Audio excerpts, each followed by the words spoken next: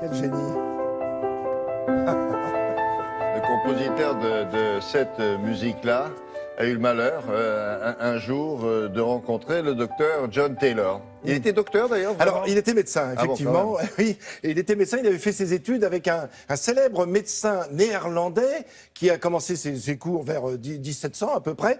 Il était médecin clinicien, c'est-à-dire qu'il allait au pied et au chevet des malades, oui. Et en plus de la médecine théorique. Il avait une médecine clinique, oui, pratique. Et ça, il aimait bien, et du coup, c'est comme ça que John Taylor a appris. Et puis après, il a voulu se spécialiser, ce bon docteur Taylor. Oui. Il était médecin généraliste, on pourrait l'appeler comme ça aujourd'hui. Et puis, il a décidé de devenir oculiste, ophtalmiatre. C'est curieux hein, comme nom. Hein. Enfin, bref, oui, on a aussi utilisé cette appellation. Et ophtalmologue, en fait, puisqu'on a parlé longtemps d'ophtalmologiste, et aujourd'hui, on parle aussi d'ophtalmologue. Donc ça veut dire que quoi? Il s'occupait des yeux, certes, voilà. Mais est-ce qu'il opérait? Oui, il se disait chirurgien oculaire. Et c'est là où le bas blesse. Alors c'est un médecin itinérant, c'est-à-dire qu'il a soigné un petit peu partout, il se déplaçait partout en Angleterre, puis il a traversé la Manche, il est devenu le médecin des yeux du roi George II d'Angleterre. Ah, quand même. Voilà, alors avec cette étiquette, il a commencé à parcourir l'Europe entière. Et alors on le voyait débarquer dans les villes, il débarquait avec son carrosse énorme, tiré par 6 étalons noirs, et son carrosse était tout bariolé, dessiné avec des yeux partout, il y avait des yeux dessinés. Et il arrivait, il descendait, il disait maintenant... Il avait le sens du, il avait le sens du commerce, de la pub. Ah oui, complètement. Ah ouais. Et alors, évidemment, ce qu'il faisait, c'est un mois avant son arrivée, il envoyait des gens qui venaient parler au centre des villes, c'est un petit peu comme le tambour-major, qui vient rouler le tambour pour dire « Attention, le docteur Taylor va venir le mois prochain, prenez vos rendez-vous !» Et on venait prendre son rendez-vous. Non, mais il ne soignait pas les gens dans son carrosse. Non. Il allait ensuite dans des établissements. Oui, vous savez, la chirurgie était très limitée à l'époque. Hein. Donc, ce qu'il y a, c'est qu'il disait à tout le monde « Je vous rends la vue ». En fait, il opérait de la cataracte. Alors, cataracte, vous savez, c'est l'opacification du cristallin. En fait, c'est tout simple, si ce n'est que cataracte, ça vient de cataracta en latin, qui veut dire la chute d'eau. C'est-à-dire que vous avez, c'est comme un voile que vous avez. Voilà pourquoi on utilise ce mot de cataracte. Alors, on regarde des images, et puis on va découvrir ceux qui sont tombés entre ses mains. Parce qu'un jour, il arrive à Leipzig, et en 1750, au mois de mars 1750, le voilà, ce bon chevalier John Taylor, il se présente comme chevalier aussi, oculiste pontifical, impérial et royal. Je vous opère et je vous rends la vue. Quand il arrive à Leipzig, il y a un type qui s'appelle Jean-Sébastien Bach, un génie absolu, qui commence à perdre la vue depuis déjà 5 ans, et il sent, et tout doucement, et il sent que très vite, ça risque d'aller trop vite, trop loin. Alors Taylor lui propose de l'opérer. Il va l'opérer à 2 reprises pour essayer de faire ce qu'on appelle basculer le cristallin. En fait, c'est un abaissement du cristallin. Mais pour ça, il faut opérer l'œil, c'est-à-dire aller à l'intérieur de l'œil. Et je vais vous dire que quelques mois plus tard, il va opérer cet autre homme qui s'appelle George Friedrich Händel. Lui aussi commence à perdre la vue. Il a le même âge que Bach, ils sont tous les deux nés en 1685. Résultat des courses, quand John Taylor opère Jean-Sébastien Bach, Bach meurt 4 mois après, sans avoir recouvré la vue. Mais il meurt de ça? Oui, sans aucun doute. Mais il meurt aveugle? Oui. Et Haydn, lui, devient complètement aveugle et mourra que 8 ans plus tard. Non, mais il a fini en tôle, lui. Ah ben non, il a fini à Paris, richissime, mais il est mort aveugle. Donc il y avait quand même une certaine justice, si vous voulez, il y a quand même une certaine justice. Mais c'est une hécatombe. Mais c'est une hécatombe, c'est une horreur. Et ce qui est incroyable, c'est que ce médecin est opéré, ces 2 génies de la musique, qui étaient nés la même année, donc ils avaient grosso modo 65-66 ans quand ils ont été opérés. Et Jean-Sébastien Bach ne s'en est pas remis. Il faut dire que il faisait des pansements avec du sang de pigeon qui vous laissait sur l'œil comme ça pendant plusieurs semaines, en disant laissez bien macérer, ça va comme ça. Une fois qu'on l'enlève, vous recouvrez entièrement la vue. C'était pire. C'était pire que tout. C'est pas drôle, ça me fait, ce qui me fait sourire. L'aseptisation, on ne savait même pas ce que c'était. Non, bien sûr. Alors en plus, vous imaginez bien, on tient le malade fermement. Il y a un type qui est derrière le fauteuil qui le tient. Bah, évidemment, parce qu'il faut pénétrer à l'intérieur de l'œil. Et avant, il appuie dessus sur l'œil l'œil avec une grosse cuillère pour un peu coincer le nerf, pour que vous ayez un petit peu moins mal. En général, en coinçant le nerf, il faisait beaucoup de dégâts. Enfin bon, voilà, toujours est-il que Jean-Sébastien Bach et Georges Friedrich Handel sont pratiquement morts, en tout cas aveugles, à cause de cet homme, John Taylor. C'est pas lui qui a rendu Beethoven sourd, il y a pour rien sur il cette affaire. n'opérait pas la surdité. Enfin voilà, quelle histoire, Voilà. quelle histoire. Si vous rencontrez un gars qui s'appelle John Taylor, faites attention quand même. Changez de trottoir. Oui, changez de trottoir.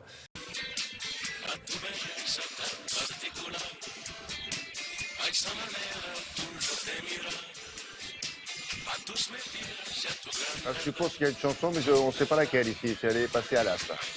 Ouais, la chanson est restée dans le couloir. Je vous dis ça en régie. Hein. Voilà. Merci beaucoup. Au revoir, il s'en fout. Donc... Oh, je vous l'aurais bien chanté, mais... non. Ah, c'était Jodassin en espagnol. Non, je ne sais pas, mais on l'entendait de très très loin. Mais chez vous, vous l'avez entendu mieux que ça. Bon, mais ce n'est pas l'essentiel. L'essentiel, c'est ce match France-Espagne. Ça promettait... C'est un match amical. Amical, mon œil, hein, parce que entre les deux nations... Il n'y a pas d'enjeu, en fait. Non, il n'y a pas d'enjeu. Mais enfin, alors, je disais sous surveillance. Pourquoi ? Bon, déjà, c'était un match de gala, hein, effectivement, contre l'Espagne, qui n'est pas n'importe qui. C'est un des cadors européens. C'était un bon test pour les Bleus Didier Deschamps, parce qu'ils sont jeunes, ils ont 25 ans de moyenne d'âge. Et puis, c'était aussi un bon test vidéo. Et vous allez voir pourquoi. On va le voir en image tout de suite. Ça s'est joué, effectivement, en 3 actions litigieuses. D'abord, celle-ci. Quand Griezmann inscrit ce but de la tête, le buteur français, il est d'abord content, hein, parce qu'il croit qu'il a marqué.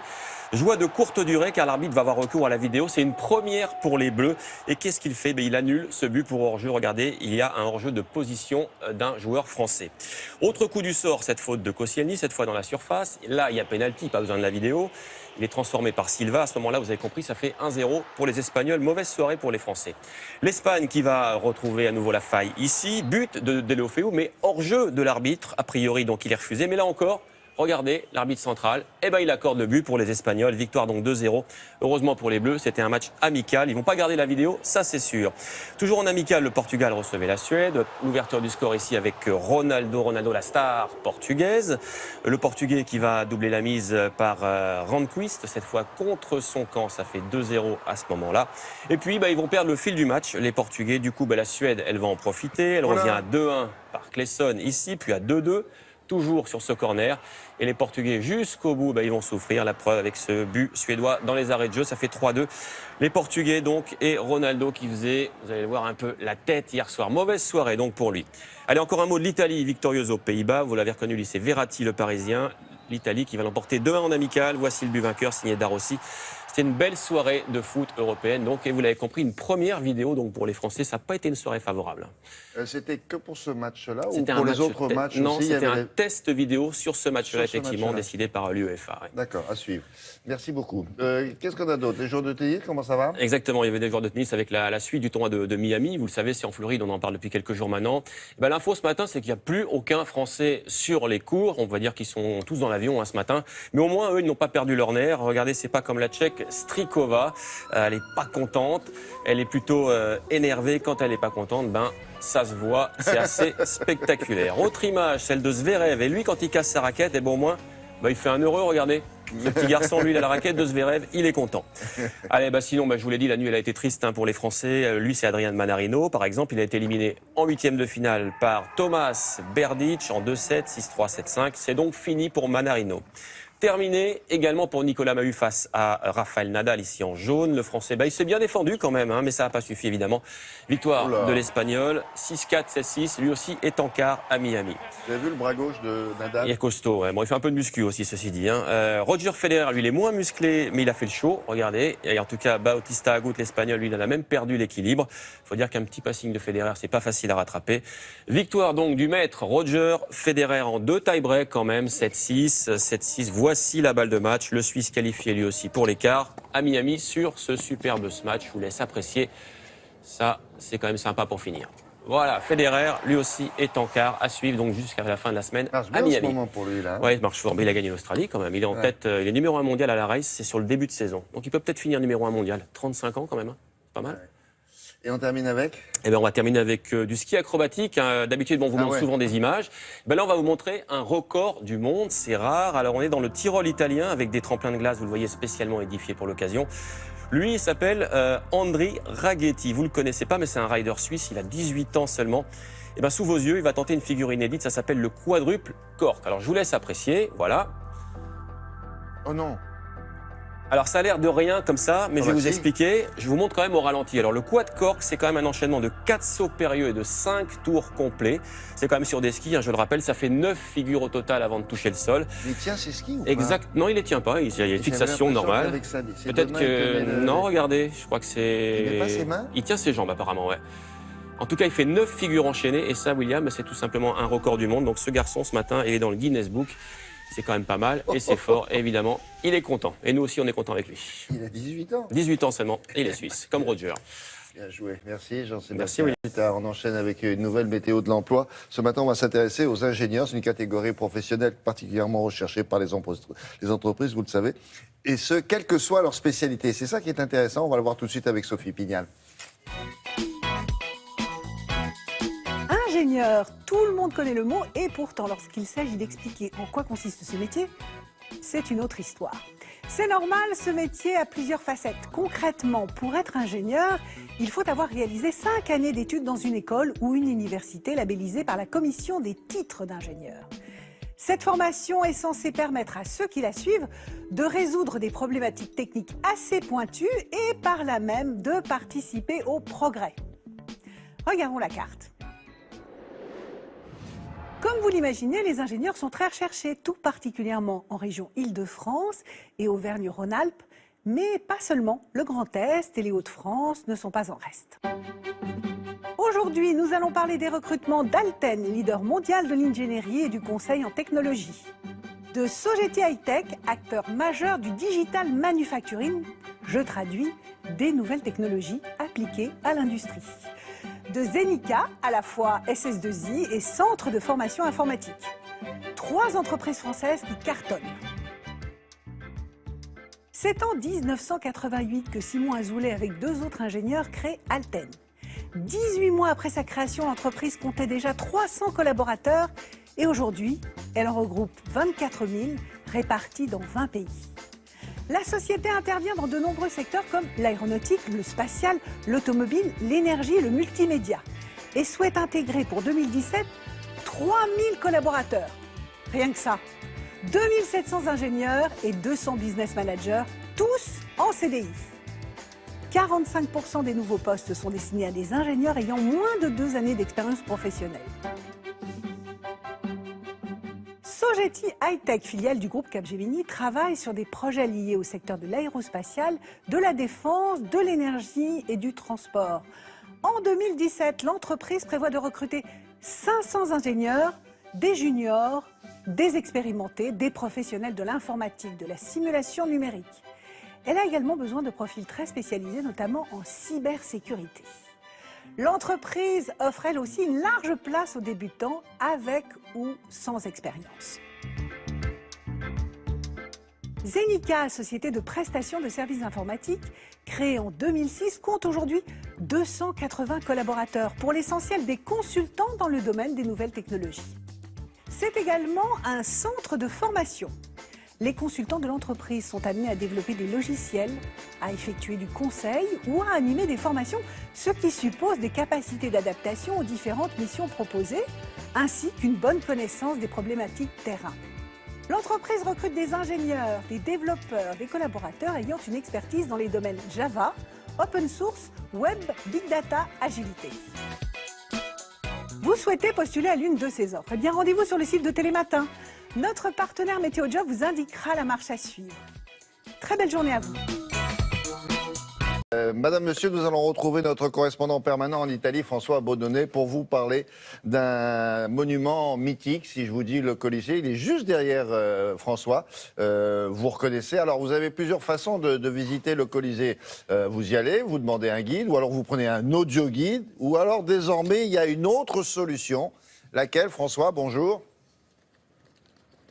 Bonjour William. Alors effectivement, l'autre solution, c'est de visiter l'exposition temporaire qui se trouve à l'intérieur du Colisée. Cette exposition, en fait, retrace l'histoire de ce monument. Alors le Colisée, on sait tous ce que c'était au tout début. C'était un amphithéâtre romain construit sous l'empereur Flavien. Mais ce qu'on sait moins, William, c'est ce à quoi il a servi ensuite au cours des siècles. Alors ce bâtiment, ce magnifique édifice que vous apercevez derrière moi, a servi par exemple de forteresse.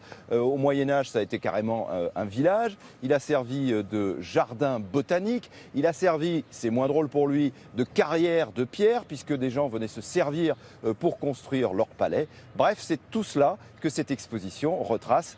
Regardez ce reportage. Il semble immortel et ne pas avoir changé depuis 2000 ans. Pourtant, le Colisée a vécu plusieurs vies. Envahi et pollué par le trafic automobile des années 60, le plus grand amphithéâtre de l'Empire romain a tout connu. Détruit par les séismes, pillé par ceux qui construisaient leur palais avec ses pierres, le symbole de la Rome moderne était au Moyen-Âge un lieu de vie. À la fin du Moyen Âge, le Colisée était en fait une ville dans la ville. Il était habité par des petites gens qui vivaient ici, qui cuisinaient ici. Un ermite y avait construit sa cabane. Un monastère occupait une partie des lieux. Et chacun se servait. Les bergers y faisaient même paître leurs moutons. Une histoire racontée par cette exposition temporaire. On y apprend aussi qu'au XVIIe siècle, alors qu'il était abandonné, le Colisée est devenu une sorte de jardin botanique où, grâce à son microclimat, des centaines de plantes prospéraient. Aujourd'hui, les 6,5 millions de touristes qui s'y pressent chaque année ne voient dans le Colisée que les ruines d'un cirque romain. Ce bâtiment unique au monde est pourtant, bien plus que cela, le témoin de chacune des époques qu'il a traversées. Et la question, c'est effectivement, mais dans quel état il est, ce Colisée-là, avec tous ces milliers et milliers de touristes depuis des années? Alors, il y a encore quelques temps, on en avait parlé ici à Télématin, il y avait un célèbre mécène italien, riche donc, qui se proposait de mettre la main à la poche. Alors, c'est toujours valable ou pas, ça, bon, François? Absolument, il l'a fait, il a mis la main à la poche. William, c'est un chausseur de luxe italien. Il a sorti 25 millions d'euros quand même. Il faut avoir un gros portefeuille. Oui, et il y a eu, grâce à lui... Il faut en vendre, absolument. Et il y a eu ici donc 3 ans de travaux sur le Colisée. L'objectif, William, c'était de rendre à ce monument sa splendeur du début, et en particulier, les travaux ont porté sur les pierres, sur la façade du Colisée, pour leur rendre cette blancheur que vous apercevez ce matin. Alors ce qu'il faut savoir quand même, c'est que le Colisée est un monument fragile, vous l'avez dit, hein, il y a donc 6,5 millions de personnes qui le visitent chaque année. Il y a parfois des gens qui sont un peu ridicules. Il y a quelques semaines, une Française s'est fait arrêter ici par la police parce qu'elle avait gravé son nom sur un mur du Colisée avant de repartir. Bon, voilà, elle a passé quelques heures en garde à vue. Et puis, le Colisée est un monument fragile aussi parce que il y a, vous savez, en Italie, beaucoup de tremblements de terre depuis quelques mois. Et à chaque fois, ça fragilise un peu plus cet édifice.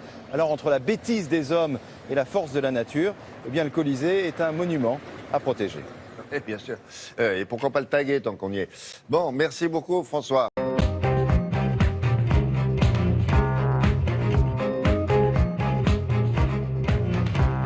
On commence par qui? Par les Anglais? Oui, bonjour William, bonjour à tous. Bonjour. À la une des Échos, Big Ben est dans le brouillard. Alors vous me direz, Big Ben dans le brouillard, franchement, rien de nouveau sous le crachin, mais je vous répondrai que là, le brouillard, c'en est un de compétition.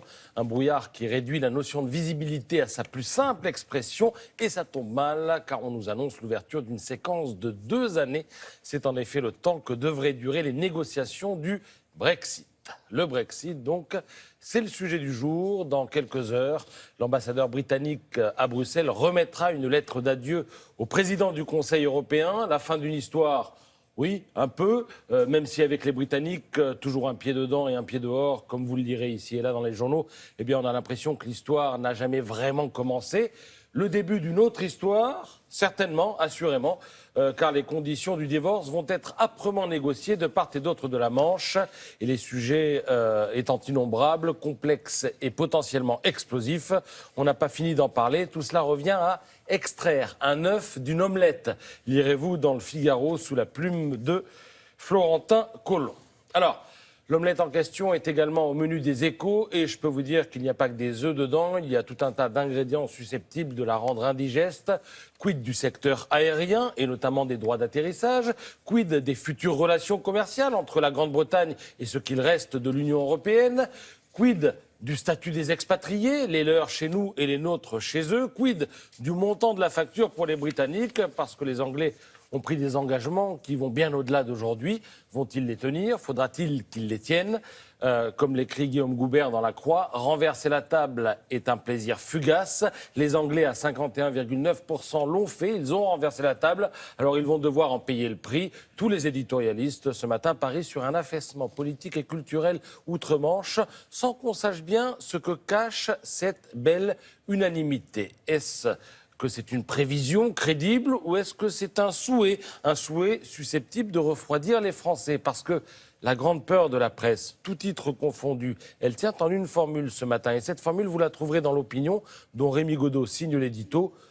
Puisqu'ils l'ont fait, pourquoi pas nous? Après le Brexit, pourquoi pas le Frexit? Et c'est ça qui affole les éditorialistes. Et qui est la candidate du Frexit en France? Eh bien, c'est Marine Le Pen. Elle a passé son grand oral hier devant les pontes du MEDEF. Et d'une certaine manière, ça ne tombe pas si mal en termes de date et de coïncidence, parce que ça permet aux Parisiens de titrer ce matin sur la grande peur que la candidate du FN inspire au monde économique. Alors, celle dont, à ce jour en tout cas, nul sondage ne doute qu'elle sera présente au second tour de la présidentielle, fait trembler la finance. Jean-Marie Montali la qualifie de dangereuse pour les entreprises et pour les épargnants dans son édito ce matin.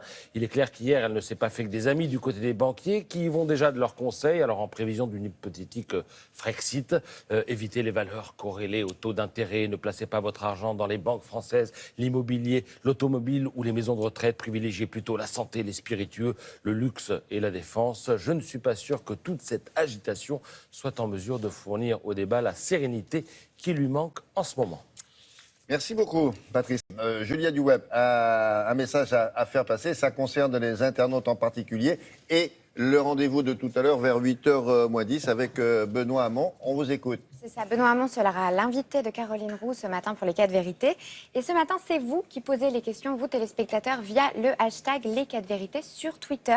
Et puis une autre information, William, nous vous proposons ce matin sur la page Facebook de l'émission un Facebook Live qui démarrera à 8h, entre 8h et 8h10. Là, notre équipe interrogera le candidat sur ses habitudes le matin. Je vous attends, fidèle au rendez-vous. Alors, l'histoire des questions que vous allez poser, c'est une innovation ici. On vous accorde, madame, monsieur, un droit de suite. Vous écouterez les 4 vérités avec Caroline Roux. En fonction de ce que vous entendez, eh bien, vous poserez vos questions pour 20 minutes plus tard. Et moi, je me chargerai de les lire pour le candidat Benoît Hamon. Voilà, vous savez tout maintenant. On continue. Je vous veux rappelle qu'à l'occasion de cette campagne présidentielle, c'est vous qui allez avoir la parole, madame, monsieur, téléspectateurs fidèles de Télématin. Vous allez écouter ce que Benoît Hamon va vous dire dans les 4 vérités, après quoi vous pourrez poser vos questions sur le hashtag les 4V sur Twitter. Vous connaissez probablement si vous êtes un internaute. Et puis ensuite, Benoît Hamon répondra d'ici une demi-heure dans ce que nous avons appelé le droit de suite. Mais pour l'instant, c'est Caroline qui reçoit Benoît Hamon. Oui, Benoît Hamon, candidat à la présidentielle. Les soutiens des socialistes, il les a reçus.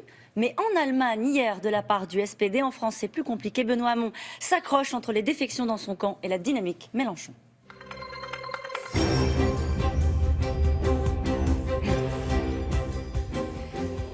Bonjour Benoît Hamon.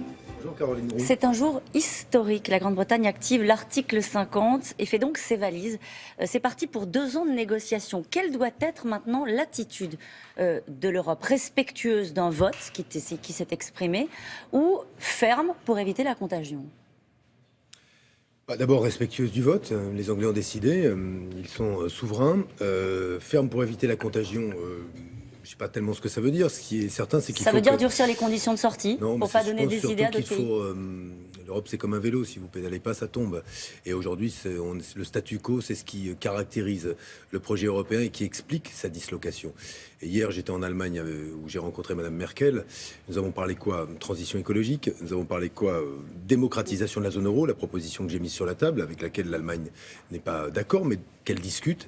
Ce qui est la preuve que cette proposition, en tout cas, répond aujourd'hui à un besoin. Et enfin, Europe de la défense.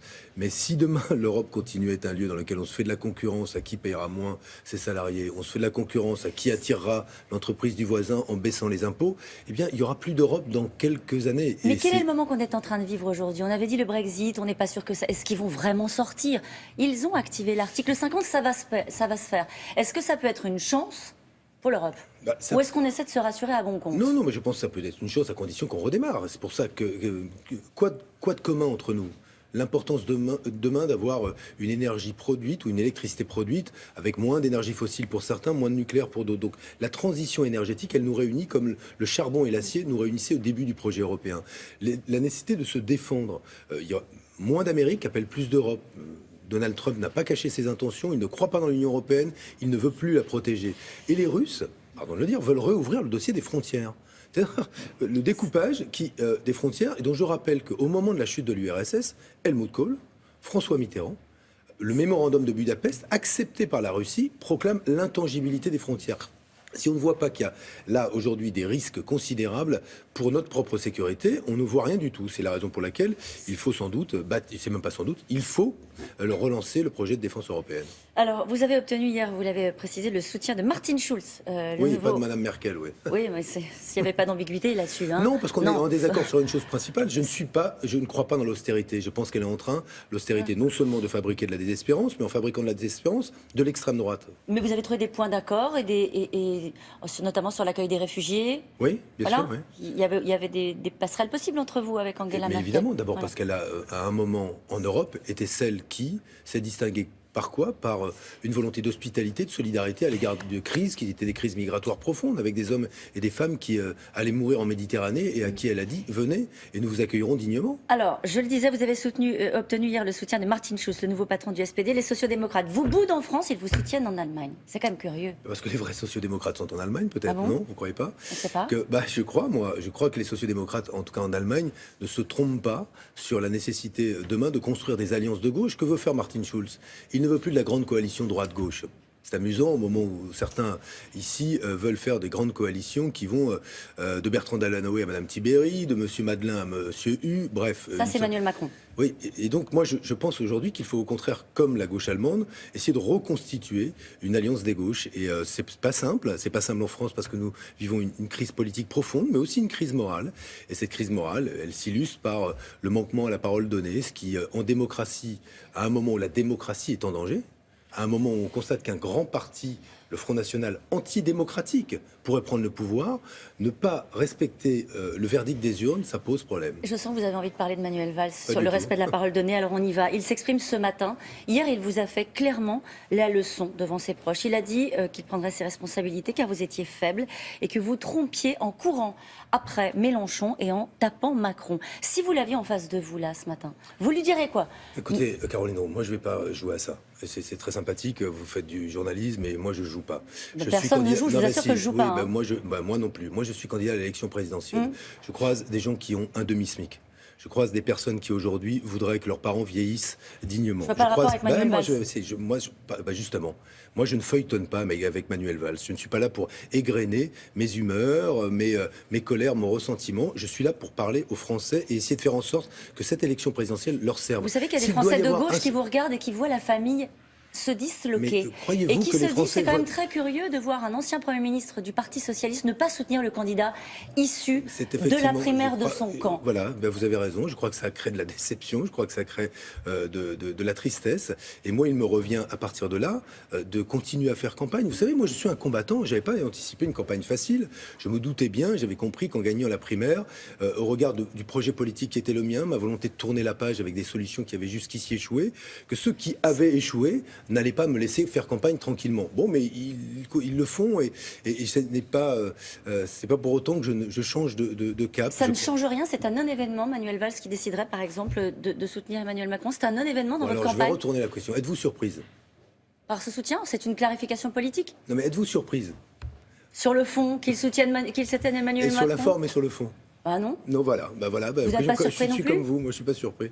Donc c'est pas un sujet pour vous, pour un candidat en campagne? Non, mais on le sait depuis une semaine. Ce qui est effectivement dans une campagne, quand je l'amène, comme pour tous les militants, les sympathisants, les électeurs qui partagent le même projet que moi, ce qui est difficile, parce que du coup, on entend moins parler de ce dont j'ai voulu parler, c'est-à-dire de ceux qui ont un demi-SMIC, de ceux qui sont en maison de retraite ou des enfants. Eh bien, c'est que toutes les semaines est organisé finalement une sorte de feuilleton destiné à m'affaiblir. Bon, ben moi je suis concentré sur le fait que ce soir je suis à Lille. Auparavant, je vais dans une usine à Douai. Hier, je rencontrais Madame Merkel pour lui parler de mon projet de traité pour démocratiser la zone euro, c'est-à-dire pour donner une vraie légitimité démocratique à des décisions que beaucoup de citoyens ne comprennent pas, pour revoir la directive détachement des travailleurs qui aujourd'hui crée la concurrence entre travailleurs. Moi, je fais campagne, et je fais campagne en parlant de ce qui va faire la vie des Français, pas la vie de Manuel Valls, voyez-vous ? Justement, vous faites campagne, on ne vous facilite pas la tâche, on l'a bien compris, c'est assez clair. En revanche, est-ce que vous n'attendez pas un peu de soutien de la part de votre parti politique ? Est-ce qu'à un moment donné, le Parti socialiste ne peut pas dire à tous ces gens qui ne font pas campagne derrière candidat issu de la primaire de la belle alliance populaire, vous, c'est fini. Le Parti socialiste décide de tirer un trait. Vous avez choisi votre camp. Le Parti socialiste, il prendra ses décisions. Il les prendra, j'imagine, dans les jours qui viennent. Il a déjà dit, pour ceux qui soutenaient Emmanuel Macron, qu'il ne pourrait pas être candidat au nom du Parti socialiste. Mais moi, je suis pas dans un... j'ai pas été élu pour être le grand inquisiteur, voyez-vous. Ce qui m'intéresse, c'est pas de savoir quelle sera la composition du futur groupe socialiste ou du Conseil national du Parti socialiste. Tout ça, c'est important pour certains, manifestement. Moi, je n'ai qu'un objectif. D'abord, je l'ai dit, je veux gouverner demain avec toute la gauche. Je veux avoir une majorité de toute la gauche. C'est mon cap. Et en même temps, voilà, le projet politique qui est le mien, il tourne la page. Et il tourne la page vis-à-vis de la gauche de M. Valls comme la gauche de M. Mélenchon. Moi, je ne veux être ni une gauche qui est pure, mais ne gouverne pas parce que gouverner, c'est se corrompre, ni une gauche qui, pour gouverner, accepte finalement de se rallier à la droite. Je trouve que ce qui fascine dans la période, c'est la manière dont, finalement, une certaine génération ne veut pas lâcher le pouvoir. Ceux qui se retrouvent de droite comme de gauche autour d'Emmanuel Macron et qui veulent gouverner ensemble pour ne pas perdre le pouvoir et le garder 50 plus, et ceux qui restent accrochés, je trouve, aujourd'hui, à une vision de la société, notamment, j'ai parlé de la Russie à dessein, une vision de la société et de l'avenir du continent européen qui me paraît accrochée au XXe siècle. Un mot sur le débat. Jean-Luc Mélenchon fait machine arrière pour le débat organisé le 20 avril avant le premier tour, considérant qu'il est trop tardif. Emmanuel Macron doute également de sa participation à ce débat. Est-ce qu'il faut que ce débat ait lieu ? On s'y était engagé, on avait dit oui. Moi, évidemment qu'il faut qu'il ait lieu. Moi, ma 6e République, c'est pas une 6e République sans débat. Je préfère une 6e République avec du débat, de la démocratie. Vous savez, dans la dernière semaine, le vote, il se cristallise à la fin. Il y aura beaucoup de citoyens dont l'avis ne sera pas fait. Moi, je pense qu'un dernier débat, j'en ai fait beaucoup pour la primaire, j'en ai fait encore un. Il y en a qui sont bons, il y en a qui sont mauvais, mais il faut faire des débats. Oui. Merci beaucoup, Benoît Hamon. Vous restez avec nous, on se retrouve tout à l'heure avec William. Fait pour Benoît Hamon. Merci, monsieur Lémergie. Café, seulement café. Comme vous voulez, donc café, eau, qu'est-ce qu'on a, thé même. Alors, je vous rappelle que vous pouvez maintenant, là, téléspectateurs, poser vos questions à Benoît Hamon sur le hashtag les 4V sur Twitter. Et Benoît Hamon vous répondra tout à l'heure en direct à 8h20 dans notre séquence les 4V, le droit de suite. Caroline, je vous apporterai les questions des téléspectateurs. Et je vous les lirai même. Je deviens votre assistant. Voilà. À tout à l'heure. Mon amour, mon cœur, mon cœur. Comme vous le savez probablement, le cœur est un organe qui est vieilli, comme tous les autres organes que nous avons. Mais les dernières recherches scientifiques l'affirment. On peut le protéger, on peut l'aider à rester jeune si on respecte certains grands principes. Qu'est-ce que c'est que les grands principes à propos du cœur ? Alors déjà, les 3 grands principes, c'est les 3 grands facteurs de risque. On sait que le tabac, c'est l'ennemi numéro 1 du cœur. Donc si on ne fume pas, déjà on protège son cœur. Autre grand ennemi, la sédentarité. Toutes les études récentes le confirment. Si on fait de l'activité physique de façon régulière, on va jouer sur tous les paramètres cardiovasculaires et augmenter son espérance de vie et faire baisser surtout la mortalité par maladie cardiovasculaire de 35%, ce qui est énorme. Ensuite, il y a le stress. Il faut lutter contre le stress. puisque le stress Alors, rigidifie les artères, donc il y a aussi des méthodes de gestion du stress, et il y a aussi l'alimentation, ça on le sait moins. Alors on sait qu'il y a des aliments qui sont néfastes pour le cœur parce qu'ils sont trop gras, trop sucrés, mais ce qu'on sait moins, et ça ce sont les études les plus récentes qui nous le disent, c'est qu'il y a des aliments qui vont protéger notre cœur, qui vont faire en sorte que le cœur va vieillir moins vite, il va s'user moins vite. Alors quels sont ces aliments? Qu'est-ce qu'on doit privilégier pour avoir un cœur plus jeune et en meilleure santé? Réponse en images. Pour protéger son cœur et ses artères d'un vieillissement accéléré, il est important d'assurer dans son alimentation l'apport de plusieurs éléments qui sont fondamentaux. Et entre autres, dans la famille des oméga 3, qui sont des graisses, nous avons 2 acides gras essentiels qui sont l'EPA et le DHA, et dont les études qui paraissent actuellement montrent à quel point leur effet est protecteur. On retrouve ces 2 acides gras dans les poissons gras, mais on sait maintenant qu'il ne faut pas manger plus de 2 fois par semaine des poissons gras, du fait de leur teneur d'une part en métaux lourds et d'autre part en pesticides. Il est extrêmement facile maintenant, sous forme de suppléments alimentaires, qui sont des capsules d'huile de poisson ou de microalgues, de satisfaire ses besoins quotidiens en EPA et en DHA. Les fruits frais et les légumes sont tout à fait protecteurs pour l'appareil cardiovasculaire et une étude récente confirme que les fruits frais abaissent le risque cardiovasculaire de 30 à 40%. Alors, dans ces fruits frais, quels sont les éléments protecteurs? Eh bien, bien évidemment les antioxydants, mais également les minéraux et les fibres. Et on sait maintenant que les fibres vont interagir avec les bactéries du tube digestif en envoyant des signaux positifs au cerveau afin de protéger le cœur et les vaisseaux. Ces fruits frais, ces légumes, il faut les manger et non pas les boire, car si on les boit, on se prive de l'effet bénéfique d'une part des fibres, et d'autre part, on va absorber très rapidement des sucres, comme le fructose, qui va interagir avec le foie pour provoquer le stockage de graisse et néfaste pour le cœur et pour les vaisseaux. Les produits laitiers ont mauvaise réputation à tort, car les dernières études scientifiques montrent qu'ils ont en réalité une action protectrice. D'une part, parce que vous avez à l'intérieur des acides gras qui sont protecteurs, ce qui fait qu'en pratique, si vous prenez des produits allégés, des produits light à 0% de matière grasse, c'est une hérésie, car vous allez vous priver de l'effet protecteur de ces acides gras. Et d'autre part, dans les produits issus de la fermentation, comme les yaourts et les fromages, vous avez des substances protectrices pour le cœur et pour les vaisseaux. Le café, le thé, le chocolat, l'huile d'olive extra vierge sont riches en polyphénols qui sont des antioxydants puissants et qui vont agir entre autres au niveau de la paroi des artères pour les protéger des dépôts de graisse que constitue l'athérosclérose. Donc faites-vous plaisir, consommez de ces produits régulièrement. Ce sont des véritables boucliers protecteurs du cœur et des artères. Bon, très bien. Vous n'avez pas eu le temps de noter tout ça. On va le faire. Parce que nous sommes des intermédiaires entre le monde scientifique et vous. On va faire un petit palmarès de tout ce qu'on entend avec ces différents professeurs. Sinon, oui, vous pouvez déjà vous référer au livre du professeur Pierre Wedman qui traite de ce sujet, Rajeunir, mon cœur dit oui. Et c'est aux éditions Albin Michel. Merci beaucoup, Brigitte.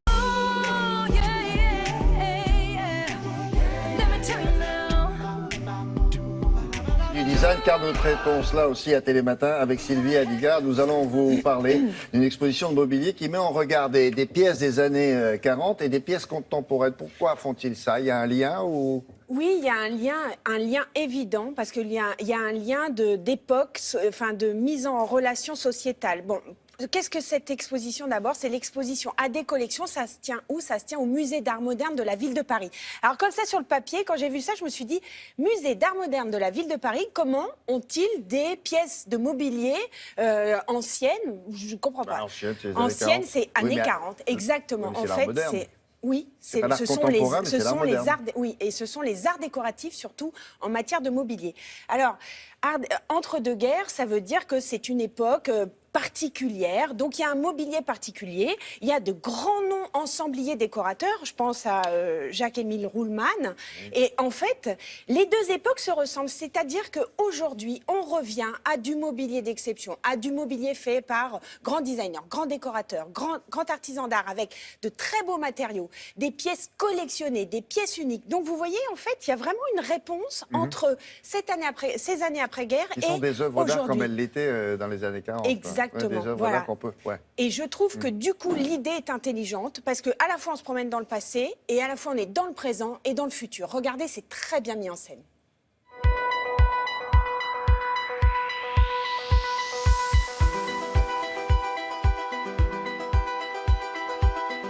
Nous avons choisi une confrontation féconde entre les meubles des designers d'aujourd'hui et un ensemble assez exceptionnel de mobilier que le musée d'art moderne conserve dans ses collections et qui est un ensemble de mobilier art déco avec de très grands créateurs des années 20-30. Dans les années 30, qui est une période de grande crise, on se rend compte qu'il y a des préoccupations qui sont à peu près les mêmes avec celles d'aujourd'hui. Et vous avez toujours cette défense du mobilier de luxe, cette tendance de faire du très beau meuble. Et on voit bien ce fil qui, au fond, n'a jamais été coupé. On assiste aujourd'hui dans le mobilier d'exception à un retour d'un certain classicisme, ce qui était un petit peu la même chose juste avant la guerre. Et on voit qu'il y a une espèce de réassurance dans les formes qui reviennent, parfois même des formes qui reviennent à l'antique, l'emploi de matériaux comme le bronze, le marbre. Et on sent qu'il y a une espèce de mobilier qui revient à des formes plus douces. Et c'est quelque chose qui était apparu aussi avant la guerre. On a travaillé la scénographie en mettant tous les objets contemporains sur des socles roses et les objets historiques sur des socles gris. Et on a essayé de travailler par matière. On a choisi le mobilier contemporain, en fait, uniquement en regardant des gens dont on aimait le travail et qui nous semblent symboliques de ce qu'est aujourd'hui un mobilier fait de façon artisanale, dans des beaux matériaux, avec de la créativité. C'est toujours des objets qui sont faits par des créateurs. Certains sont designers, d'autres sont décorateurs, d'autres sont artisans. Et ils sont tous en train de réinventer un mobilier qui avait complètement disparu dans les années 70-80, qui était le grand mobilier français, ou en tous les cas européen. Et c'est quelque chose qui réapparaît, et ça nous intéressait de remettre ça en avant. On a une véritable renaissance de plein d'acteurs qui se mettent à produire ce type de mobilier parce qu'il y a un marché qui se crée aussi, qui est soutenu par des galeries et qui est soutenu par des acheteurs. Et les acheteurs, souvent, sont des gens qui sont très fortunés, mais qui sont aussi un petit peu les mêmes que les collectionneurs d'art. Donc on a à la fois la fabrication qui renaît, la commercialisation et la consommation. Et ça se passe où, donc? On Alors, répète. musée d'art moderne de la ville de Paris, c'est jusqu'au 2 avril. Je vous invite à y aller parce que c'est vraiment magnifique. 1 pour le bâtiment, 2 pour les œuvres anciennes et 3 pour les œuvres contemporaines. On a une belle création en France. Ne l'oublions pas. Merci beaucoup, Sylvie. Allez, Julia. Oui, exactement, William. Je voulais vous proposer un projet architectural assez intéressant et surtout qui fait le buzz sur Internet. C'est celui-ci, William. Regardez la forme qu'il a. C'est le plus long building du monde. Et je dis bien le plus long parce que ce n'est pas le plus haut. Et c'est ça qui est assez étonnant. Il fait 1,2 km. Il surpasse le Burj Khalifa de Dubaï. Il s'appelle Big Ben. C'est un projet qui est en cours en ce moment, qui fait le buzz sur Internet. Je ne sais pas s'il verra le jour vraiment, mais il est assez étonnant dans sa forme. Je vous laisse regarder ça sur la page Facebook de Télématin. C'est à vous. Merci, Julia. À tout à l'heure. Alors, le droit de suite des téléspectateurs. Vous nous avez envoyé un certain nombre de messages, plusieurs centaines d'ailleurs. Il a fallu faire un choix. 5 questions parmi les sujets que vous avez traités avec Benoît Hamon. Ces 5 sujets symboliques de vos préoccupations. La première question, la voici. Pour dépenser, il faut d'abord économiser quelque part. Quelle sera votre principale source d'économie, nous dit Yann? Vous savez, aujourd'hui, je vais prendre un sujet. L'assurance maladie, la sécurité sociale. On dit qu'il faut réduire le déficit de la sécurité sociale. Si on remboursait moins les soins parce que les gens tombent malades, parce qu'on éviterait que les gens tombent malades, ça nous permettrait de réduire le trou de la sécurité sociale. Je vais prendre un exemple très concret. Aujourd'hui, on est atteint souvent de maladies chroniques et moins de maladies infectieuses. Et on sait que ces maladies chroniques, des cancers, des diabètes, sont liées à nos modes de vie et à l'environnement. Et moi, je préconise demain, par l'interdiction des perturbateurs endocriniens, qui va être décisive, mais aussi par l'activité physique légère, de plus jeune âge jusqu'au plus grand âge, jusque dans les maisons de retraite, les hôpitaux, les entreprises, les administrations, nous puissions avoir un vrai plan sport santé qui nous évite de tomber malade. Ça, c'est pas des économies, ça. Mais si, Ah bon? parce que justement, ce sont des coûts évités. Et plutôt que de guérir la récidive d'un cancer du sein qui coûte 100 000 € en moyenne. Si vous faites faire du sport, nous savons qu'aujourd'hui, ou de l'activité physique légère à une personne atteinte de qui est exposée à un risque... jour, en gros, quoi. Même pas, ça coûte beaucoup moins cher et ça évite tout simplement d'abord des coûts considérables. Eh bien, moi je préfère, quand on parle de santé, réfléchir à la bonne santé plutôt qu'à la maladie. Eh bien, ce sera une des stratégies que je développerai, mais si vous voulez une source de revenus supplémentaires, eh bien, moi je considère aujourd'hui d'abord qu'il faut taxer les fameux GAFA, vous savez, ces géants du numérique, nous n'avons pas réussi à le faire, mais surtout, je suis favorable à une taxe sur les super profits des banques. Elles ont été largement aujourd'hui remises à niveau grâce à l'argent public après la crise de 2008. Elles ont une responsabilité immense dans la crise qui a frappé le monde. Mais moi, je veux une taxe sur les super profits qui va qui va nous permettre de dégager une recette de 5 milliards d'euros. GAFA, c'est Amazon, Google et compagnie. Netflix, etc. Netflix. Bon, très bien. Autre question. Pourquoi ne pas, alors celle-là, vous la connaissez, vous y avez déjà répondu, pas difficile pour vous. Pourquoi ne pas vous désister pour Mélenchon quand vous lui aviez demandé avant qu'il vous dépasse dans les sondages? La fin est un peu plus pervers. Ouais. Elle est sympa, celle-là. Mais parce qu'aujourd'hui, on est dans une campagne, on est à 4 semaines. Moi, vous savez, une campagne, j'en ai connu une au primaire. Il y a des hauts, des bas.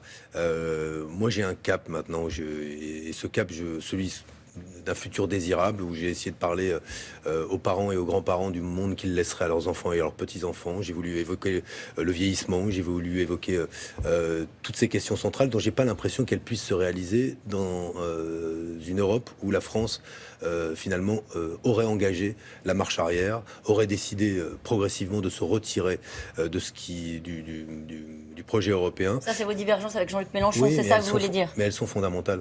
Et c'est ce qui justifie aujourd'hui, et la campagne allant, que ces différences expliquent qu'il y ait au moins 2 candidatures. Moi, mon projet est celui d'une gauche qui gouverne toujours dans l'Europe. Toujours dans le même sujet, parce que là, c'est un autre qui dit à peu près la même chose. Pourquoi se maintenir alors qu'une défaite est une probabilité forte, c'est son point de vue?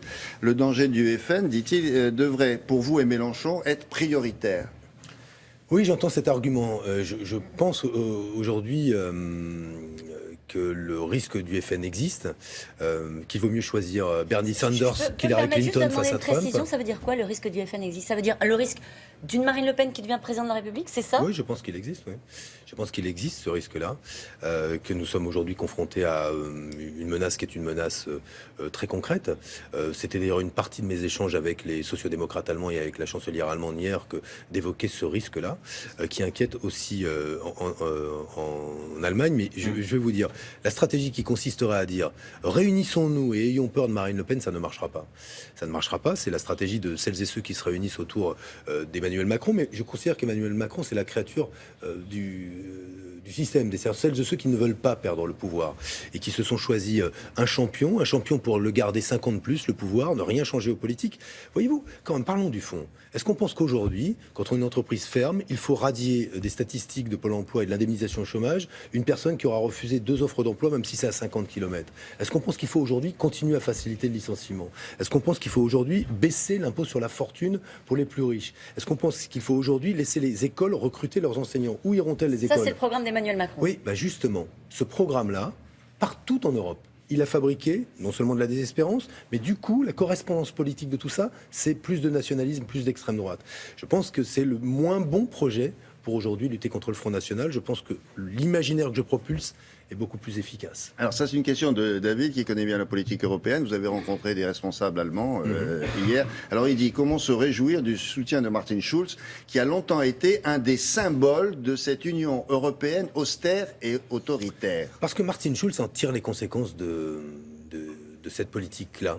Il ne veut plus gouverner en grande coalition avec la droite. Il veut gouverner avec toute la gauche, des Verts jusqu'à Die Linke. C'est le candidat des sociodémocrates, Martin Schulz. Martin Schulz, c'est le candidat des sociodémocrates. Jusqu'ici, oui, mais marié avec la droite. Avec toute la gauche. Aujourd'hui, il veut gouverner avec toute la gauche. Mais ce qui est tout à fait essentiel et qui change radicalement avec ce qui était l'approche jusqu'ici des Allemands. Quand il m'apporte son soutien, pourquoi? Parce que nous essayons de nous tourner vers l'avenir. Et l'avenir, c'est quoi? En finir avec l'austérité. L'avenir, c'est essayer de proposer une démocratisation de la zone euro. L'avenir, c'est d'avoir un projet de transition écologique. Et autour de cela, nous pouvons nous retrouver. C'est plutôt une bonne nouvelle. Arrêtons de regarder les hommes et les femmes, je veux dire, en fonction des préjugés que l'on peut avoir et sur les Allemands, et sur la gauche allemande, et sur la gauche française. Si moi je n'écoutais que les préjugés des Allemands à l'égard des Français, je n'irais pas en Allemagne. Donc il faut travailler sur des bases qui soient des bases qui justement nous amènent à penser l'horizon qui vient plutôt que le monde tel qu'il fut. Mais ça vous amuse de voir que vous êtes soutenu par les sociodémocrates, comme on en a évoqué tout à l'heure un petit peu en interview. Ils vous soutiennent en Allemagne et ils ne vous facilitent pas la tâche en France. Mais, oui, mais qu'est-ce que c'est social-démocrate? Si social-démocrate en France, c'est se marier avec M. Perben, M. Madelin, ça n'a plus aucun sens. Les mots ont un sens quand même. J'entendais, je vais te dire d'un mot. Emmanuel Macron a mis dans le même sac la gauche de 81, le gouvernement de Pierre Mauroy et la droite de 34, les ligues factieuses. Mais qui ne voit pas, outre le contresens historique, mais de quelle France? Les ligues factieuses Les ligues factieuses, c'était ceux qui... le mouvement antiparlementariste, c'était toute l'extrême droite de l'époque. S'ils s'appelaient les fachos. Et donc, ça ne se met pas dans le même sac avec la gauche de 81. Est-ce qu'on dira que la gauche de Pierre Mauroy, qui a fait les 39 heures, qui a fait la 5e semaine de congé payé, a aboli la peine de mort, dans le même sac que les ligues factieuses? Mais bon, moi je pense qu'il y a un certain nombre de dirigeants sociodémocrates, héritiers de la gauche de 81, qui devraient remettre un peu d'ordre dans les idées de leurs jeunes candidats, et peut-être un peu dans les leurs aussi.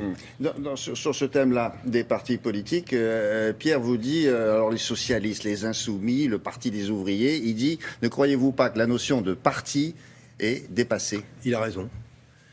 Je pense qu'elle est dépassée, et d'ailleurs on l'a vu dans les primaires. Les primaires, elles débordent les partis, elles débordent les appareils, et il a raison. Moi, le succès de ma campagne lors des primaires et depuis va bien au-delà du PS. D'ailleurs, vous observerez que bon nombre de caciques du Parti socialiste ne me soutiennent pas aujourd'hui et préfèrent Emmanuel Macron. Donc oui, donc je réponds. Il s'appelle Pierre. Je réponds à Pierre qu'il a parfaitement raison et j'en tire moi-même des conséquences pour les années à venir. Une question qui est pas trop politique. Qu'est-ce qui est le plus important pour vous quand vous êtes, par exemple, lors d'un meeting? C'est le programme, rien que le programme pur, ou alors c'est la façon dont vous le présentez, ce qui permet aux électeurs de mieux vous connaître, de dire tiens, il a ce ton-là, il a ce comportement, il a la façon de faire d'humour ou pas. C'est une question difficile vous me posez, parce que moi j'aime bien dans les meetings raconter des histoires, et en même temps j'aime pas trop parler de moi. Je sais pas si je tiens ça de ma famille, on est plutôt assez pudique. Bah oui, mais enfin, vous êtes sur un plateau, il y a 5000 personnes devant vous. Hein. Mais je sais bien. Mais donc j'aime bien dans les meetings raconter des histoires, c'est-à-dire incarner des idées, montrer en quoi elle parle à une personne qui prend son service le matin tôt et va le finir parfois en milieu de journée fatigué, pour des gens qui sont aussi heureux de se lever le matin. J'aime bien raconter des histoires et en même temps, je me méfie de cet exercice dans lequel on se met en scène soi-même. Au fond, ce que je veux vous dire, c'est que je ne suis pas sûr. Je ne suis pas sûr que ça en dirait beaucoup sur le président que je serai. Au moment où on doit faire face au terrorisme, au moment où on doit faire face au lobbying de grandes entreprises privées, au moment où on doit faire face à une crise liée à la position de M. Trump ou Poutine, est-ce que le fait de savoir si le matin je prends par la main mes filles pour les amener à l'école, c'est pas ça. C'est au fond, cet homme-là est ferme, il a de l'humour. Ah, j'aime bien. Vous savez ce qu'ils disent, ce qu'ils nous disent à nous quand dans les messages, dire ah lui je l'aime bien ou elle je l'aime. Qu'est-ce que vous faites pour qu'il vous aime bien? J'essaye d'être constant déjà. Je trouve qu'en politique c'est pas mal. Il y a des gens qui me disent, écoutez, souvent dans la rue, bon, moi je vote pas pour vous, mais vous je vous aime bien parce qu'au moins vous êtes clair, vous êtes constant, etc. Il y en a qui vous disent aussi je vous aime pas. Hein. Ah oui, il y en a qui. Voilà, honnêtement, j'ai pas à me plaindre du contact avec les Français. J'ai évidemment rencontré des gens qui étaient agressifs parce que la France actuelle elle est tendue, elle est même au bord de la crise de nerfs parfois. Mais franchement, moi j'ai plutôt à me réjouir du contact que j'ai avec les Français tous les jours. Bon, en tout cas là ils vous ont posé des questions. Merci d'y avoir répondu. Merci Monsieur Lémergie. La première fois que je suis interviewé par vous, c'est incroyable. Oui, c'est un événement. pour moi aussi. Merci d'être venu. Caroline, à demain. Merci, à demain. Madame, monsieur, on continue jusqu'à 9h25. Dans le petit pull marine, tout déchiré au coude, que j'ai pas voulu recoudre, que tu m'avais donné. Camille Claudel. C'est du travail, ça. Hein.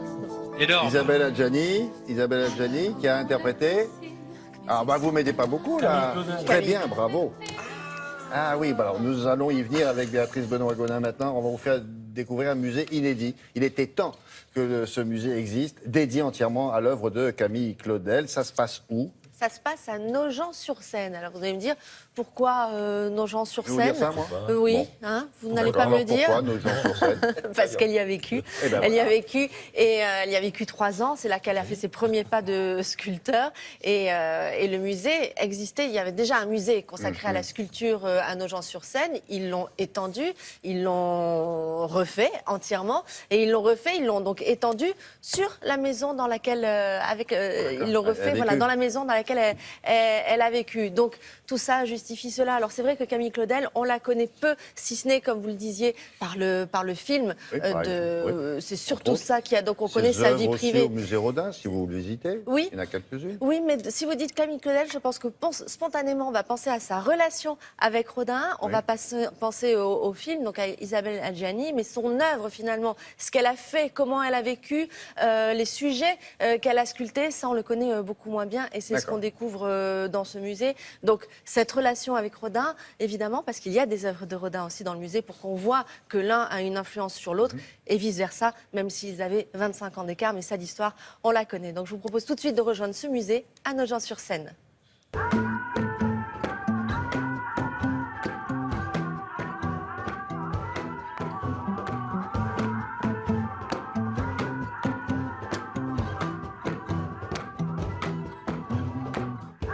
Camille Claudel a une vocation très personnelle puisque dès l'âge de 12 ans, en complète autodidacte, elle commence ici à Nogent-sur-Seine ses premiers modelages et elle va réussir ensuite à convaincre ses parents de s'installer avec elle à Paris où elle va retrouver Alfred Boucher qu'elle connaissait de Nogent et qui va être comme son premier professeur, qui va également l'introduire dans le milieu artistique de l'époque et permettre ensuite l'entrée de Camille Claudel dans l'atelier de Rodin.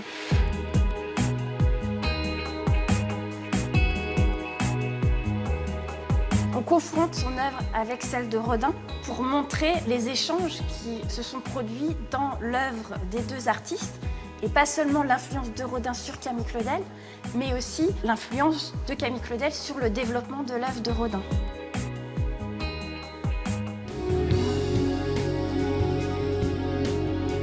Un des thèmes qu'on retrouve à plusieurs reprises dans l'œuvre de Camille Claudel, c'est le thème du couple, qu'on trouve dans deux figures enlacées, deux amants enlacés, l'un se trouvant à genoux devant l'autre.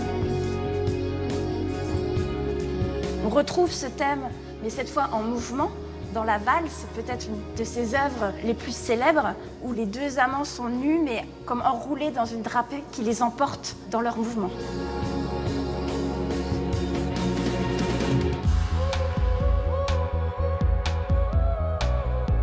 Un des traits marquants dans l'œuvre de Camille Claudel, notamment si on regarde ses portraits, c'est la manière dont elle va représenter l'intériorité d'un modèle. Pas seulement ses traits physiques, mais se servir de ces traits, presque les déformer en fait, pour transposer un visage, mais aussi une personnalité.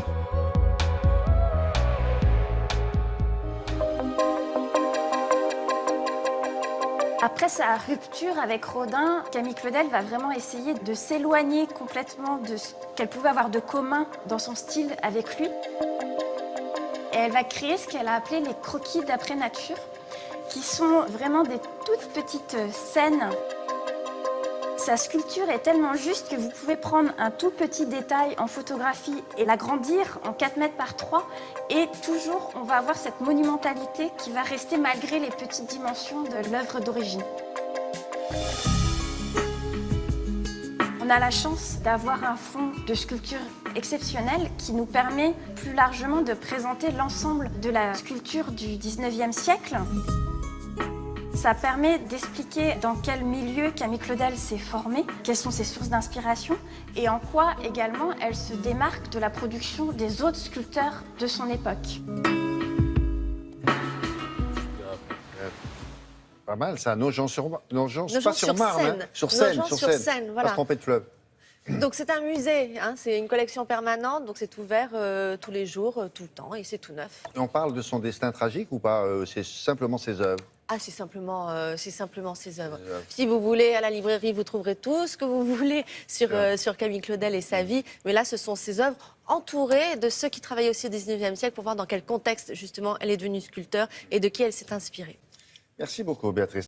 Julia a des choses à nous dire encore, c'est formidable. Oui, encore, je suis encore là. Je voulais vous parler d'une influenceuse sur Instagram, William. Qu'est-ce que c'est? C'est une jeune fille jeune femme, qui a énormément d'abonnés sur Instagram et dont les goûts, les tendances et ce qu'elle porte et ce qu'elle fait sont énormément suivis et plébiscités sur Internet et repris dans les magazines de mode. Alors vous allez me dire, pourquoi vous choisissez cette jeune femme, très belle au demeurant? Il y en a beaucoup des influenceuses. Oui, figurez-vous que cette femme que vous voyez là, elle fait le buzz parce qu'elle est grand-mère. Elle a 47 ans et c'est parce qu'elle est... Et d'ailleurs, elle s'appelle comme ça sur Instagram. Elle s'appelle Mamie? Elle s'appelle Grandma Fashionista, vous voyez.